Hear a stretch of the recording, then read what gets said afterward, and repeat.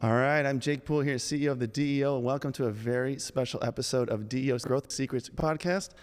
I have with me here Steijn, Pelle with Lassie. So we've got a lot to talk about today. It's a special episode, yes. First, let's hear a little bit about Lassie, and then we're going to hear about how in the world somebody like you got into dental. Yeah, sure. So what we're doing with Lassie is supporting all the doctors that I think are listening to this podcast as well, and helping them run their business in a couple of hours a month, rather than now spending 200 hours a month billing the patients, processing the EOBs by hand. We're building the platform for these doctors and giving them the tools. So that's all streamlined and done with software and AI. So they can focus on the patients and, like many of your members, the growth of the practice, of course. So it all seems too good to be true, because it's one of the biggest pain points in a dental office is this, connecting to the insurances and all that admin. So you guys are tackling that.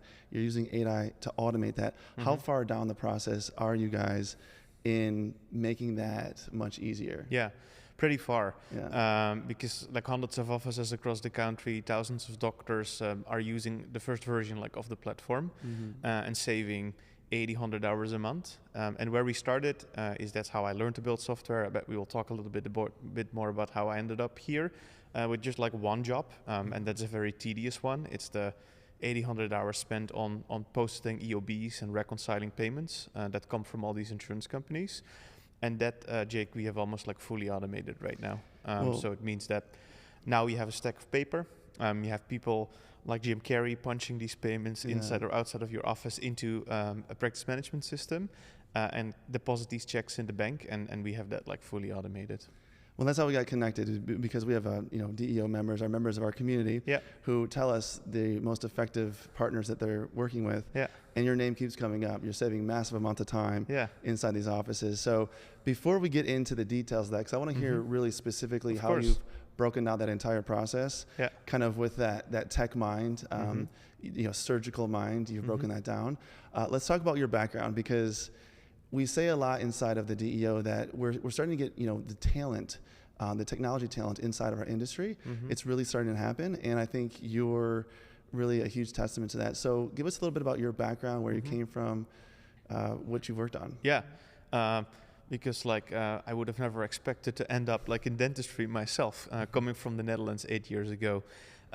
This mainly started because my dentist in Menlo Park, Dr. Kwan, who's also a DEO member, he knew that I worked in technology. So I came 8 years ago. I worked for companies like Coinbase and Robinhood, where my role was to help grow these companies. So they were small, tiny businesses when I joined them. And then now Coinbase, 100 million people use it across the world. Robinhood, I think, crossed 20 million users. My role was a product manager focused on, let's say, building out a referral program. So more people would start using Robinhood. So I spent my first years in America after I came from Amsterdam helping these companies grow. It's tremendously interesting, because these products are used every day by people. So you work with super gifted designers and engineers and salespeople and marketeers building these products. And my doctor knew that, Dr. Kwan, and he said, hey, do you want to see how I run my finances? Because you build all these financial products. And I said, sure. So after a cleaning, because obviously I go twice a year to see him, he walked me to the back office, Jake, and then showed me these stacks of paper. And I'm like, wait, this is 2020, because that's when we started working on this. And you still kind of cash checks into the bank by hand. And then you have people sitting there being a typist, and that's crazy. These people should do other things. So that piqued my interest, and I quite frankly couldn't really believe that this was still going on, because my mom, to pay for college, she worked in a hospital in the 70s in the Netherlands, and that's what she did. So she brought bags of cash to the bank and did this reconciliation process in the finances in the way that many offices across the country do this right now. So I couldn't really believe this, and then I convinced Dr. Kwan, can I come work for you? So after I left Robinhood, and he was surprised. It's are you sure that you want to come work in my back office? I said, yeah, I want to feel what this is like. So I spent a couple of months, 9 to 5, punching in EOBs, billing patients, running his reports, running payroll. And then I realized, this is super interesting problem. Because doctor offices are the backbone for many communities across the country. I think there are about 1 million of them. And these people spend 100, 200 hours a month on doing paperwork they shouldn't be doing. And many of them like lose their joy, like being a doctor as a result of that. So I thought, super cool problem. And because of all the things I learned in building fintech and financial products, I thought I should go help them and build that platform. Yeah, I think that happens often. We have, a lot of dentistry is a big profession, and a lot of times you'll have a dentist as a partner, and then their spouse will work for a big tech company like Google or whatnot. And we run into this situation sometimes, and you're just always blown away by kind of how archaic some of the systems are inside of a dental office, and really just medical in general. And so I can imagine your tech brain, or smoke coming out of your ears as you're watching that this is 2020 and this is what's still happening. So what, Robinhood and Coinbase are exciting, they're new, they're in the news. And then you go to like the back office of a dental practice. Like, are you just that tech, like you love technology that much, but that was still exciting to you? Or were you like how was that experience going from that flashy world of Robinhood to pushing paper in the back of an office? Yeah, well, if you really break it down, like building a broker business like Robinhood is also not that sexy, right? Because what you need to do is basically build a modern Charles Schwab. That is actually technically very interesting, and from a growth perspective and a business perspective, very interesting. But at the core, it's building a broker business with like a lot of compliance processes, strict security, like engineering work you need to do, right? Because you're a broker business, like handling people's trades, very like regulatory, like heavy. And I saw this problem, and I'm like, this is super interesting, like because I believe that you need to use technology to solve problems. Like that's why I made the move from my tiny country, the Netherlands, and came to America, like with basically the American dream, right? I thought like I first want to work for a couple of years, like learn the ropes of what it takes to get to 10, 20, 100 million users and see what that's like, building something people truly love to use, and then take that experience to a problem that I find like interesting. And this is the same as many other companies, like Shopify built it for the surf shop, right? Square built it for the coffee shops. Like from the outset, it might look, oh, that's boring and not sexy, but I think it's tremendously interesting that like people spend hundreds of hours a month on basically being Jim Carrey in front of a computer. And then we will maybe talk about this a bit. Like we saw that this was the right timing because it's technically not possible to build a platform and software that actually works, if you will. And I'm like, wow, that's exactly what I was looking for, like a big problem that like is at the right inflection point, and we can solve, especially with what we've learned in the past. Yeah, the best minds get excited about just solving problems, right? And so it doesn't really matter where the problem is. Exactly. It's solving that problem. So, all right, take me back to when you were in that office and kind of walking through that process, because there's a lot of offices that are still using that process, believe it or not, that kind of probably numbed your mind, right? 80%. Yeah, 80% still using that. Yeah, so there's a good government report or organization, CAQH, and they monitor the digitization of like dentistry and doctor offices, and even like as of today, like almost 80% of the offices like process their payments manually, and for the most part on paper. Yeah, so all the accounts receivables that come into the mailbox or into the office through a virtual credit card, and then people spend a lot of time doing this work. It's unbelievable. Okay, so walk me through. You're in the back office. You're doing this exact process. What are you seeing? What are you noticing? What are you realizing as you're diving deep into this? Yeah. So like with my, as you would call it, tech mind, like we start breaking this down into like, okay, we call it jobs to be done. So like what are the jobs that like are currently happening like there in the back, right? Because many doctors and owners are not maybe fully familiar with this process. In dentistry, it's called revenue cycle management, right? So like what I observed, because as I just told you, I actually sat there in the back 9 to 5 of 2 offices actually. I haven't told that much, but I also worked for Dr. Shah in Scranton, Pennsylvania, who was a gastroenterologist actually, because I wanted to feel, is it the same in a different profession? And like what I did was basically, you begin the day like opening envelopes. Well, it starts actually with submitting claims. That is a lot of work, right? So you see, let's say 20, 30, 100 patients a day, and then they walk out, and then you need to submit claims with like insurance companies. Most offices need to do that. That is a couple of hours of like work. And then a couple of weeks later, at least now without having this automated, the insurance company like sends back like stacks of paper, right? You need to open these envelopes. So there's literally like a stack. And what you need to do is cash these checks into the bank account, and then you have to look up all the patients that like are on that check. So there are about like maybe 200 pages of like itemized invoices, right? In dentistry, it's called EOBs. You need to like type all the information that you get in on paper over into the ERP. So I sat there and then I looked up Jake in the practice management system, and we received $80 for like Jake's like fluoride treatment, and there was $30 like for his like exam. Now, that took me 5 minutes, and because it was a $10,000 check, Dr. Kwan did well. I spent 6 hours basically like updating all the patient ledgers, such that all the insurance like payments are squared out correctly. And obviously you're gonna make mistakes, because after 6 hours it became almost delusional, of course, because like it didn't add up, right? So it didn't add up to $10,000.86 like cents. So I had to go back and then figure out, where did I make a mistake? Did I forget a deductible? Like maybe I incorrectly like wrote something off. So that baffled me, that like 80 to 100 hours a month, depending on the volume of practice, goes into the process. So some have it slightly like digitized, where the money already comes into the bank account, but then you still need to go to the Delta Dental website, download 200 pages in the PDF, and then go to town. So that's where it begins, and then you're not done. That's 80 to 100 hours. And then you need to spend 30, 40 hours a month on billing the patients, because then you have a long list after you updated all the insurance payments with, let's say, 200 patients that then need a statement. So then what I had to do is like review all these like balances to make sure that they're correct by hand. So that took me a couple of hours. Then I had to manually generate statements, then send these statements to the patient. There wasn't really like a clean way to kind of like for a patient to pay. So then they called me up, and then I had to basically take their credit card and run that to like the credit card terminal, or they send a check into the office. So yeah, that were like, 120, 130 hours in. And I didn't do that alone, obviously, but with like other people. And then you're still not done, because then you need to run payroll most of the times, right? Because I think part of the DEO teachings is as well that part of the compensation for the doctors and the hygienists is based on the actual production.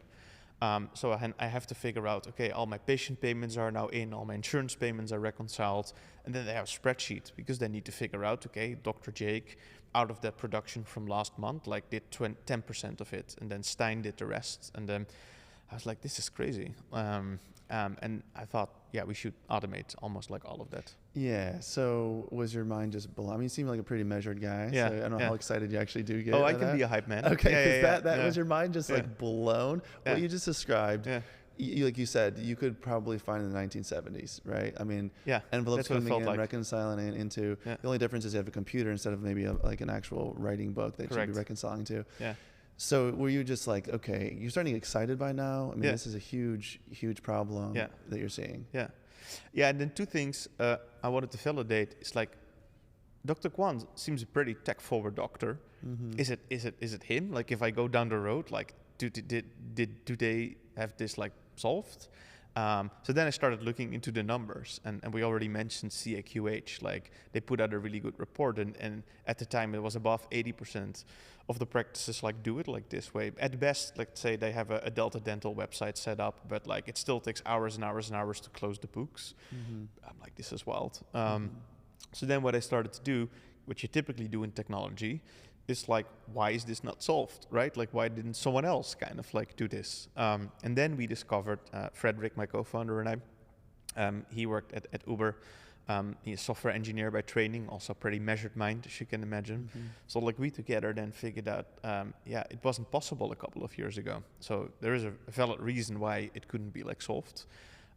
Because getting all these payments to come in digitally and not come in the mail anymore just wasn't an option. And then a law passed, a federal law. The government stepped in basically, now about 13 years ago. And they said, no more paper payments, people. Like, you have to move to digital payments, to digital invoices, such that computer and AI can read these things. This is to the insurance companies that they're mandating? Mainly, and they obviously wanted that too, because they spent a lot of money sending all these paper checks. And guess what? There's embezzlement happening with these checks, because they get lost in the mail or they get lost in the office, right? We know that's a real problem too. I think the ADA put a stat out that like embezzlement rate is like 7 to 10% of the payments every month are uncategorized. Like we don't know like where they are, basically. Yeah. That's what accountants also tell me. They just like write it off because it's not worth pursuing.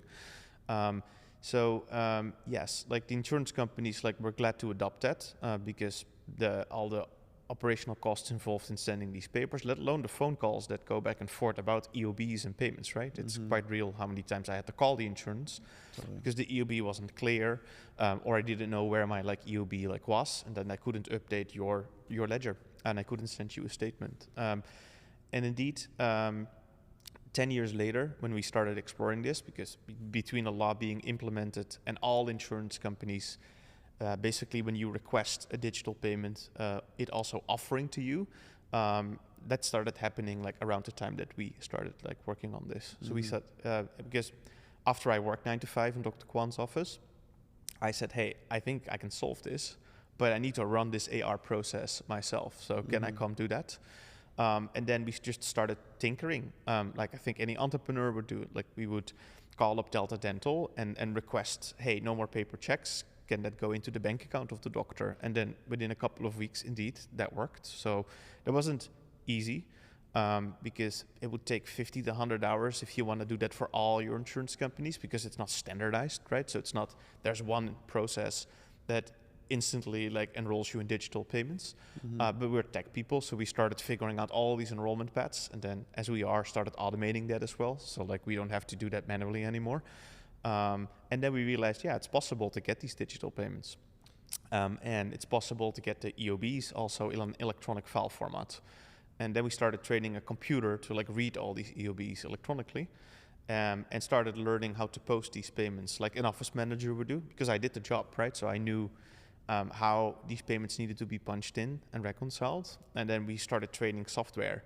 to basically take what's in my brain, and we did it with a few other offices and trained the computer to kind of like do that. And then obviously it's a lot better because the software is never sick, right? Like it's very accurate because it typically doesn't forget a deductible. It's very normal for me as a human that if I need to do that 200 times a week that I make mistakes. That's how this like started. Yeah, wow, that's amazing. I mean, I can only imagine, what your eyes that were becoming wide open as you're going through this. Yeah. So the big unlock though was the insurance companies starting to digitize themselves, and that puts the data out there so that you can go in and get it. Yeah. And then at that point, you recruited a business partner because you knew that you decided, I'm actually going to tackle this. I'm going to solve this problem. Yeah, that's why we spent about a year doing research and just working in practices and talking to doctor offices and being one of them ourselves, right? Because I wasn't from the industry, so I had to learn the job. That's how I'm raised. And you got to figure out like what it's like to do the dirty work, if you will, so you can empathize really well. But at the time, like Frederick and I, my co-founder, like I said, a software engineer, so he could build things. That was enough. So the two of us just started like for one office first. It's like, hey, can we automate all the Delta like payment processing? And then it was basically, what is it? Maybe 90% me and 10% the software. And then over the months, it went down to me doing nothing anymore, right? Like all these payments go straight into the bank account. Like we can read them to see if they actually landed, and then go straight into the practice management system in exactly the same way, like with write-offs and adjustments and notes as if I were to do this. And that's how we did it. So it just like went down from me doing everything by hand to then slowly but surely like fully automating it until everybody was like, yeah, this is exactly how I would do this. And then we started doing the next insurance company and the next insurance company. So then Cigna came online and Guardian came online and MetLife came online until almost all insurances were figured out. And then we recruited engineers because we're in the heart of Silicon Valley with this company in San Francisco. So we have team members that they worked at all these companies that you have on your phone, like DoorDash, people that worked at Robinhood, at Coinbase, at Uber. We're used to tackling these problems, and then we added more and more people that could help build the software. Yeah, I mean, I love that you're also in Silicon Valley. I'm just imagining, like Uber employees. You're like in this office next to Uber, next to Coinbase, we are next to DoorDash, and then there's like Lassie, the dental EOB, like insurance company.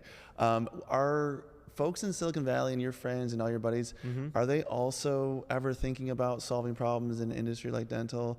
Because you naturally think about these apps on your phone, like you said, but there's so many problems in a dental office or a medical office or a physical therapy office.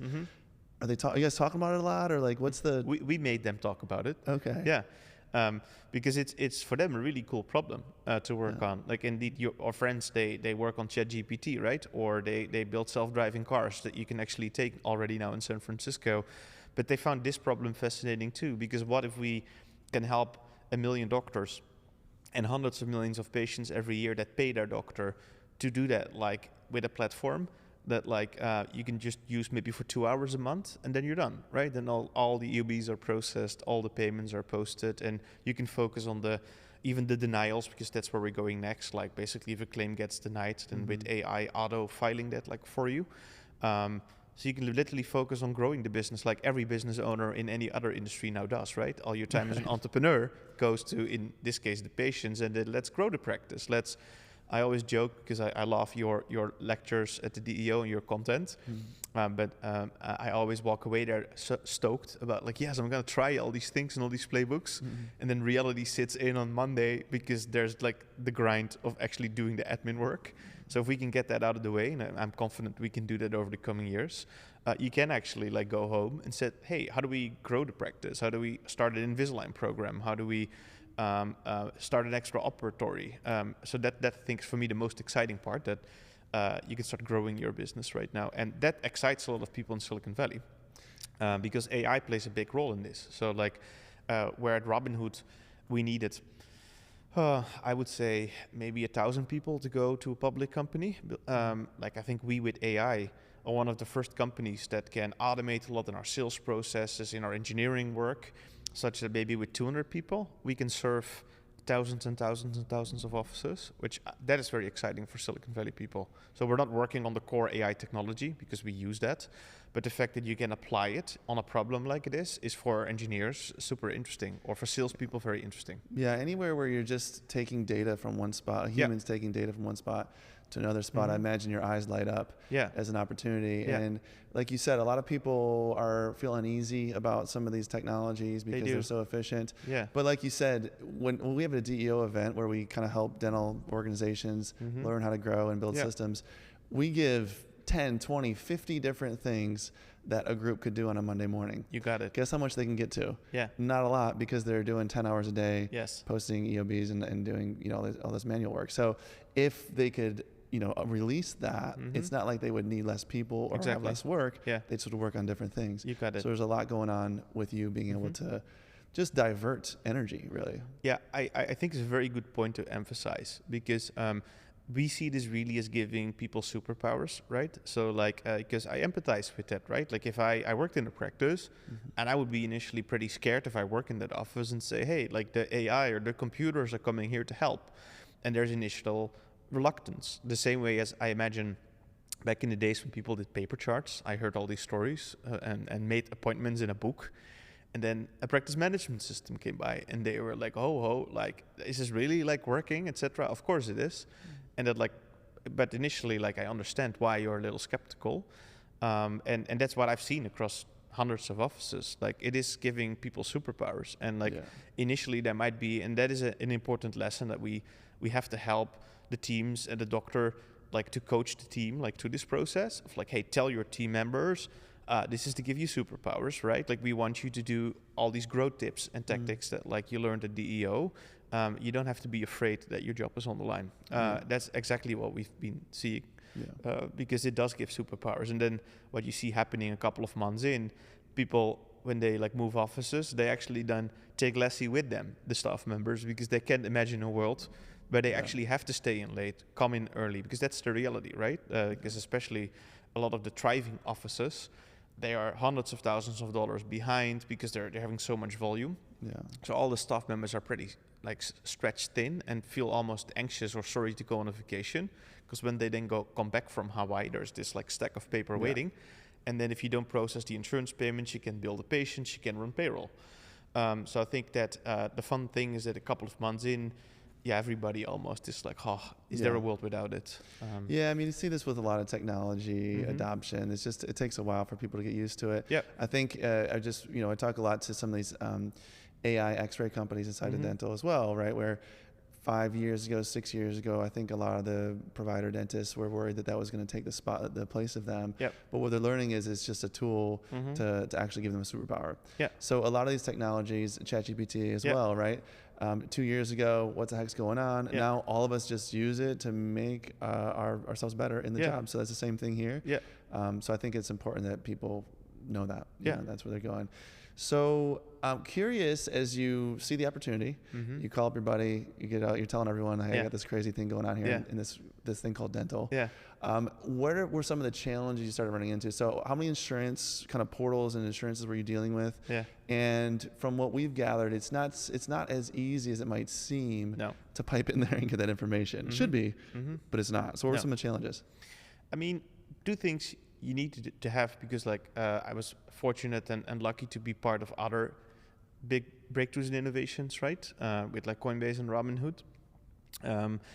It follows kind of like a similar model where you need a really good world-class engineering team. So like you are correct that setting up all these digital payments, getting the correct EOBs, reading them in the correct way, writing them into the practice management system, and then in real time checking what is in the bank matches what's in the practice management system and matches what comes from these insurance companies, and then accurately being able to give people to-do lists of like, here are the patients you need to bill, requires world-class product management and engineering work. So I think that that's why the people that are in our team could have worked on these companies. So the people we recruit, they in 10, 15 years from now, they are unstoppable. They're really fun to see them solve these problems. So I think that's one part.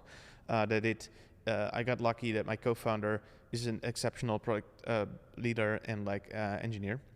And we assembled a team of people that are really, really good. So I think this is a fairly hard engineering problem to solve.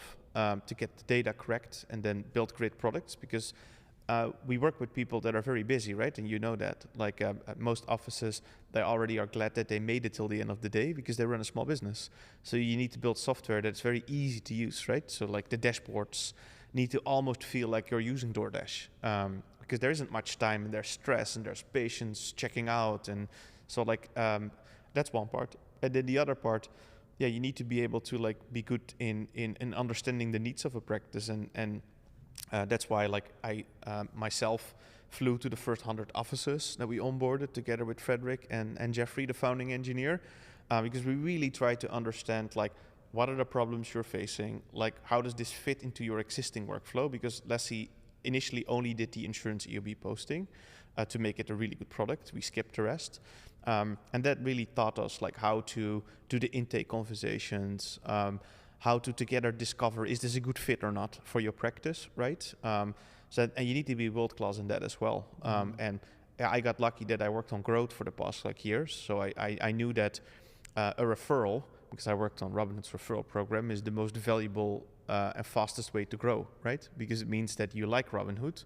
That means that you want to tell your friends about it. And so I figured out fairly quickly, Jake, that if you make one doctor really happy because the product works, and that's happening in your community too, where people actually say, it's not an hype, it is actually working. I figured out that is the way to go. So we built that strategy out of let's do an epic job in the next onboarding we do, and be fairly meticulous in the onboarding calls and straightforward, and say, hey, tell us what your setup is, and then we will tell you in exchange, I think we're a good fit or not right now. Maybe we should wait 6 to 12 months. And figuring out that puzzle requires also really, really good salespeople that actually want to help you, right? And are interested in building a long-term relationship. So I think getting that right was the second part. And then you win the trust, and then you keep on doing a good job. And that's how we got so far, and we'll grow fairly quickly to thousands of offices next. So give me in layman's terms exactly kind of what you're going into the insurance portal. Yes. Well, I guess there's a few systems, right? There's the practice management system, which you're getting the name. You're going into the insurance portal. Your bots and your technology is going in there, finding that patient, finding that record. matching it up, and then going into the bank to match up as well to make sure. So maybe give us a for sure layman's overview. So it starts first with getting rid of the paper payments, right? Because most people still get quite a lot of paper checks from insurance companies going into like the office. And then with these paper checks come these stacks of like itemized invoices called EOBs. And the first thing we do, because there are 3 steps to get all of the AR automated, is getting rid of the paper checks. So what we do basically is like we do an intake conversation or an onboarding, and we basically get all the info we need from a practice, because we learned we should do that for you because it's a lot of work and very tedious. So what we literally do is we get the tax ID number from a practice, we get like a void check of the bank that they want the money to go into, just all kind of stuff that we then take. And then we go to work behind the scenes and making sure that like weeks later, for the most part, the paper checks don't come in anymore, but the money comes straight into your own bank account. So everything is there, and that's why many people say, hey, after I implemented this, all of a sudden my money moves 4 times faster. So is it safe to say everyone that comes on board with you are getting paper checks, or are some people already a little bit down the road there? I still have to meet the first practice that's actually fully paperless. Yeah. Right. Now, you see more and more adoption of EFTs, right? So like typically for the bigger insurance companies, like most offices have already set up this. They have set up EFTs. They then still have to go to the Delta Dental website and download the EOBs. But I would say almost every practice that we onboard still has paper checks or something worse called a virtual credit card. And for those of you not familiar with it, what they do is an insurance company sends you like a piece of paper with a credit card number on it. You'll have to run that to the credit card terminal to cash it, and then you pay the merchant fee, which is typically multiple percents. So almost every office still has that. And then the first step we do towards automation is do grunt work to kind of like get rid of like that for the most part. The industry is in a state where there are maybe a handful of insurances that are not compliant with the law yet. So like there will be a very tiny stack left even after we like went to town, if you will. But like for the most part, this is a solved problem. So that's step 1. I mean, by the way, just that making the world a better place. Yeah, right. Definitely. Less paper, 1 tree at a time. That's just. I mean, that's a whole problem in itself. That's just phase 1. That's just step 1. And that's why I'm also back to why are people in Silicon Valley so excited. I care more about like why like our customers are so excited, right? Or people listening that like I love that I keep on hearing this is a no-brainer. Is I think we can all be proud if like together we got rid of all the paper payments. Just that, and that we've done something similar, and I think that excites a lot of people. Yeah. Because it was not that long ago that paychecks all came in on paper. And now for 90%, it's kind of digital, right? Yeah. That's a solved problem. Cash, like 90% plus of the people pay like digitally right now. And we're in the same spot that we can do for this industry, where it was for 80% on paper. And when we're done, we're gonna laugh together. It's like, haha, remember the days that like we opened envelopes, we cashed checks in the bank account, and then like, spent hours and hours moving the paperwork around. So I think that alone, one of the reasons why I'm so excited to like get it done together is that, for starters, because we can later say, okay, we got rid of this stuff. Yeah, I mean, but wait, there's more, right? Like that's enough right there, and that's just step a little 1 bit, out of 3. What's next? So the next step, and that because to your point, some offices have already set this up, but you will be surprised if we do an audit and still hundreds of dollars are spent a month on virtual credit card fees, or sometimes thousands of dollars. So like that's step 1.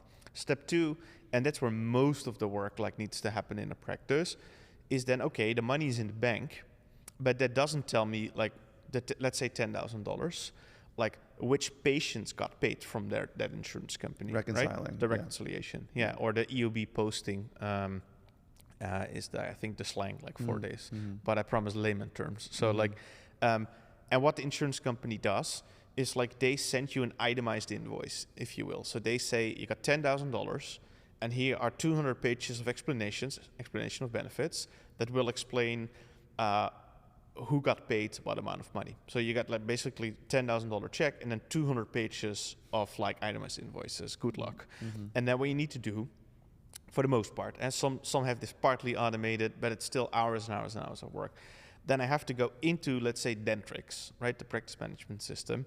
I have to look up Jake. And then, okay, Jake came in 3 weeks ago. And then I need to like update like all these like numbers. I need to say $31 for the fluoride treatment, 80 for the propy. He did not got paid out for whatever, the exam or something like that. And then you need to do write-offs. We'll skip that part for now. But like you spend 5 minutes basically. 200 patients is like a lot of like hours of work. And that is where the most like hype I think is right now, where people are most excited that we got that done. We get rid of that. So the second part, what we do is not only make sure that the money goes into your bank account, but like we are able to get these itemized invoices, these EOBs, like electronically directly from the insurance company, right? So we either get them to an insurance portal, like to a clearinghouse, like sometimes directly from the insurance company. At this point in time, we're so sophisticated that we get it from as much sources as we can. And then what we do, and this typically is a couple of weeks after we do that onboarding, then the first electronic EOBs are starting to come in. They're called ERAs, electronic remittance advices. And then what we do is we trained together with the office. So like it's not us, that's the, I think, cool part, you can customize this. We then ask the office, like, how do you want these payments to be entered? So like, how do you have your ledger set up? Like, do you always write off a fluoride treatment? Like they teach us the rules that like the people in the office currently use to kind of like square out all these ledgers. And you can fully customize that. So we don't have an opinion about that, as long as it's within the requirements of the contract you have with an insurance company, because we obviously don't want to do things that are like outside of the terms. But you can customize it the way you want. So basically you're training the AI in the software to like do like what you did like by hand, updating 200 ledgers in exactly the same way as you did before. And then, yeah, you shaved off 60, 80 hours a month, 100, because like you don't have to do that like anymore. In real time, all of a sudden, like all these ledgers are up to date. So if you walk in the morning, then like, yeah, you have everything like squared out basically. So I think money is then in the bank. All these ledgers are updated. And then the software these days is so sophisticated that you can also run a constant reconciliation to make sure that the $10,000 in the bank matches everything that's like in the system. Does it ever not match up? It does, and then in that case, like we will flag that for the practice. So that gets into where you can start applying the lessons or managing your business, if you will. So we set up a dashboard for all these practices, and that's then the third part of this process, right? So step one is you roll them off paper payments. Money goes into the bank. All these EOBs come in electronically. We together train the software, and we're known for like going at great length, right? So sometimes this takes weeks. If you want to spend months customizing the software, and like we're fine with doing it. And then that's like automated. And then the third part is we then start building to-do lists for you, so you can start optimizing your practice. So we say, hey, here are the 10 patients that got a denied claim, and we think that you should appeal it because the Crown got denied because they want an X-ray to be like uploaded again. And then the team finally has time to kind of like do that, because that's typically one of the first things that go out of the door, right? That like you are already lucky that you processed all your insurance payments, got everything cashed, and like there's not that much time to appeal to any claims. So then we started automating that too, that like a practice then every day can go see a list of like, hey, here are extra revenue generating opportunities. Here are patients that you need to send a statement. That's all automated then as well. So that's the current status quo. And then the cool thing is this is just the beginning, but we can go there like next. How many insurances were you dealing with? How many different? Because you have to do a custom kind of software, as you built this for every single insurance, right? So how many were you working with? Like I think we automated like this process for like by now tens of insurances. We have almost coverage for, I would say like 80-90%. Depends on the practice, right? Because as we know across the country, each practice has a different insurance mix. But I would say on average, like you can go from everything done on paper every month and being behind on AR to like for 80-90% of your insurance AR, like being your money is there within days, so 4 times faster, and all your ledgers are updated, and like you literally get to-dos to do to like manage the practice. Yeah, so it's small stack left. Were there any that were harder than others? Was it like, I mean, because were there some that actually gave you a hard time to even get in the system and communicate with them? Not really, because by law they are required to offer a practice these like digital EOBs, right, and the EFTs, and we're helping after all everybody, right? Like the doctor can get their fund back and like their team back to do things that they need to do. The patient benefits because they get quicker and more accurate patient bill, which is one of the next things we're working on.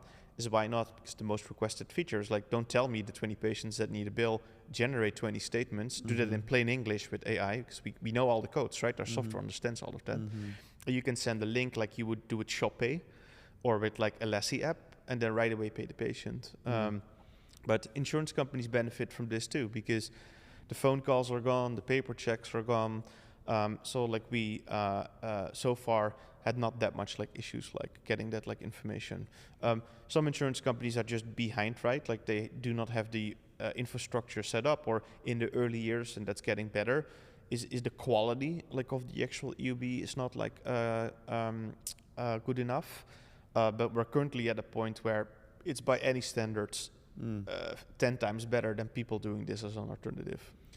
So there's probably a lot of tech challenges in all of that, I'm sure. Yeah, that was a whole podcast series we can record on all the technical challenges we have to overcome. Give me the juicy stuff. Give me the hardest thing that you solved, and give me your low point where you're like, I don't know if you ever thought you weren't going to be able to do it, or like where it was like, this is so hard. Why am I even trying this? Yeah, it's a good point. I mean, every entrepreneurial journey kind of like has like highs and lows, right? And you need to be slightly delusional, like many people listening, to start a business from scratch, right? So I feel exactly the same as many people. I think let's start on the technical challenge. Like the hardest part to solve is like train the computer to like post and reconcile payments in the same way as someone in the office would do. Like that logic, as we call that, is just like tremendously like complicated to do, because as many people know, it is actually a really complicated job to square out like the payments correctly. So that was the hardest part. Like, is that on the level of like the stuff you were working on Robinhood? Is that hard? That's how hard it was? It was that kind of... Yeah. Or another example people might like know of is like Stripe as a company. That is sounds from the outset very simple, but like building Stripe and getting all the nuts and bolts right is really, really hard. And I compare ourselves often to Stripe also because their business works very much the same. Is that all the invoicing we do at Lassie, like Stripe takes care of us. So like the bills that you get from Lassie for your fees are processed like by Stripe, and they compute also everything for us. They keep all the credit cards on file and your bank that you connect to like Lassie to subtract your monthly fees. It's all outsourced like to Stripe.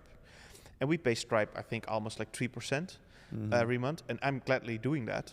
Because imagine that I, at this point in time, I need an AR department to send out all these monthly statements, chase down all the payments from all of our customers. It's not really like worth it. But to get that right, the technology, such that it works flawlessly, is like really, really complicated. Because multiple bank accounts are involved. Like anyway, like a whole like can of worms we can open there. And yeah, it's similar level problem. I think reconciliation is a very hard technical challenge because it basically and we're not like 100% like there, right? But like there is no office in the world that has it figured out with humans. But like in real time, everything that's in the bank account matches what is in your practice management system that comes from insurance companies and then soon QuickBooks as well. These 4 data sources that are always matching is just a really, really hard like technical problem. So what about your low point? I mean, it was not on the tech side, actually. I think it was mainly like any business, like finding the first people that believe in you, that say, I know this is coming and I am proudly being number 1 or number 2 or number 4. There's a lot of work. And I don't blame the people, but yeah, you need early adopters that say, I want to do this and I believe in this. So I think that took me a long time to figure out kind of like, okay, how do you win the trust of the first group of doctors? And then I knew that when we had their trust and I knew that the product would work, we gave them the product, they would tell their friends. And I think that is the hardest part, yeah. Yeah, I'm just laughing in my head. I mean, you got to recruit the doctors as clients and customers, but you have to recruit the engineers. And so you're going to your buddy who's working on DoorDash, right? And you're like, hey, I have something way cooler. Yes. Insurance, EOBs with dental offices. And so, but as you probably explained it, they can see that there's a lot of opportunity. Yeah, because for them, the way like we see it is like, look, there are 1 million doctors in this country running their own business. It's the second largest group of small businesses in the country. And I would argue more important than the coffee shops or like, I love coffee because I'm European, so I love coffee, but a doctor office is more important, I would say, than a flower shop or a coffee shop. And these people, they run the business like it is the 70s. And like we can build a platform for them that like Shopify did for the surf shop, like Square did for the coffee shops, that helps these businesses with tools to run it in 2 hours, 200 hours. So I think that also took some time. Like I think most businesses, you have to figure out like the pitch. But once we've figured out like how to tell this story, the smartest engineers and like people on the business side were like, this is indeed a massive opportunity. Yeah, I think that's the coolest part is there's a sense amongst everyone in this dental industry and folks that are working in offices, we have all of our phone and we have Amazon and we have all this really crazy tech, we use ChatGPT, and then everything's so advanced, and then we go into the office and we're like, this doesn't make any sense. Like I just need that website to talk to that website, and it would save me like 3 hours a day. And so there's a sense that we should be working with better technology, and to see that folks like yourself are coming into the industry and actually solving the problem, I think is really exciting, because there's tons of examples of this kind of archaic process that's happening right now. Well, and I think don't undersell yourself, doctor, because you're running a really cool business. Where you have like hundreds of people that come to you every month that like you can send away with like, something very special that is more valuable. Again, I love flowers, but like, taking care of people's health is something very noble and special. And people pay for that like every month. And it's a good business, right? As we both know. So if you're owning a practice and you do a really good job for 20, 30 years, you can run a very profitable like organization and leave your next generation with like with a net worth that's like decent. So I think it's also really cool that these people run their practices, and that's also, you asked what are the other motivations. Yeah, it's a cool problem. But I also love my grandfather was a small business owner. He was a butcher, so like no dentist. But and I'm a business owner myself, and I think it really sucks that doctors don't have tools. And I think it's really cool that we built the tools for 1 million doctors, so they can, if they want to, remain independent, right? And if they say, no, I want to serve my community, I'm just going to run it by myself, and I can do what I'm trained for, which is the patients, or I'm interested in the business, so let me actually work on that. So I think personally, they don't have to undersell themselves, because they have run a pretty cool business. It's very cool. And let's not forget, what we're talking about here is, the financial aspect and just collecting. But these are dental offices, actually, they're made to give treatment. And exactly. So, a lot of the dental entrepreneurs and the owners of these organizations, they have to perfect and master dentistry, or they have to master teaching other dentists how to master dentistry, and then go in and try to figure these tech problems. This shouldn't be anything that we're worried about, right? The tech stuff should just be taken care of. That way we can focus on giving quality healthcare to people. And the cool thing, Jake, is that in 4 or 5 years from now, because I'm doing this now for a couple of years, and I'm actually getting more and more optimistic how close we can get to 2 hours, not 200 hours a month. That sounds maybe like a crazy idea, but I would argue we already are doing it for 80, 100 hours a month, right? So we're well on our way, because the what we just talked about, the insurance AR process, for the most part, is automated. That there's 100 hours plus to go.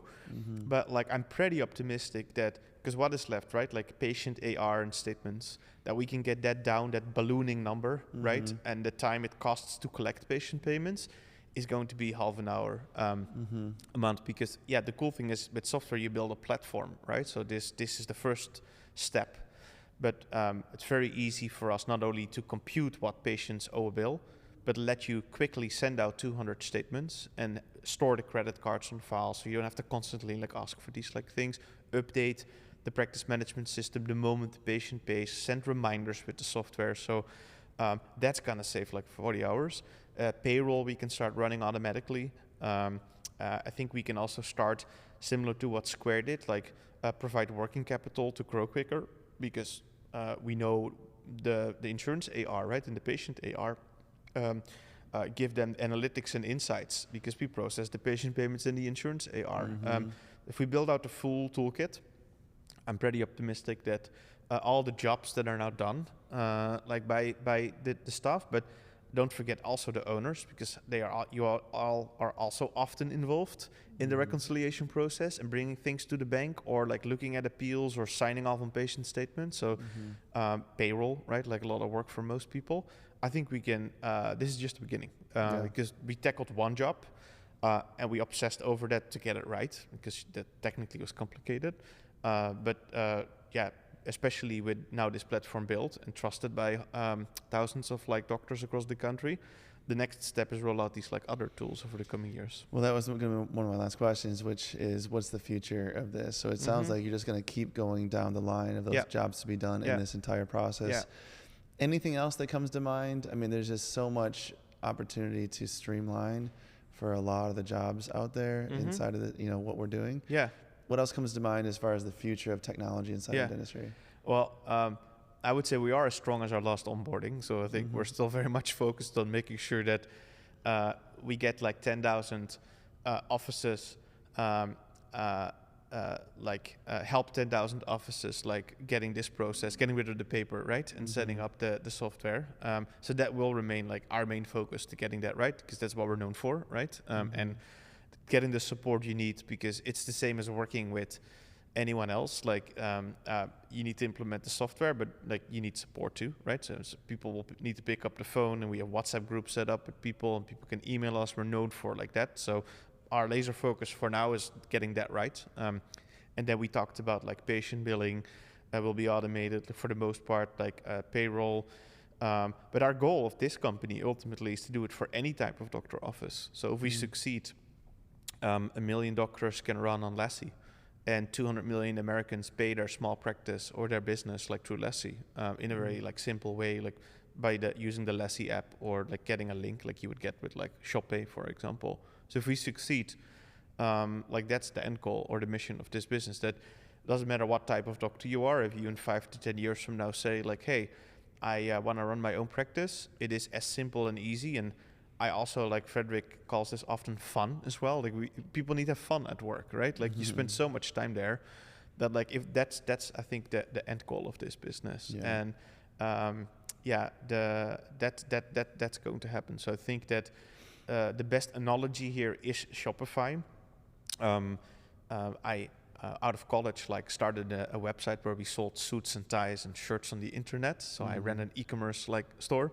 And that was quite a lot of work, Jake, to like have the product shipped from Italy to like customers all across the world. And you have to compute taxes everywhere. And you had to build pretty complicated software to make that all work in the back end, that people with one click of a button can kind of like order things.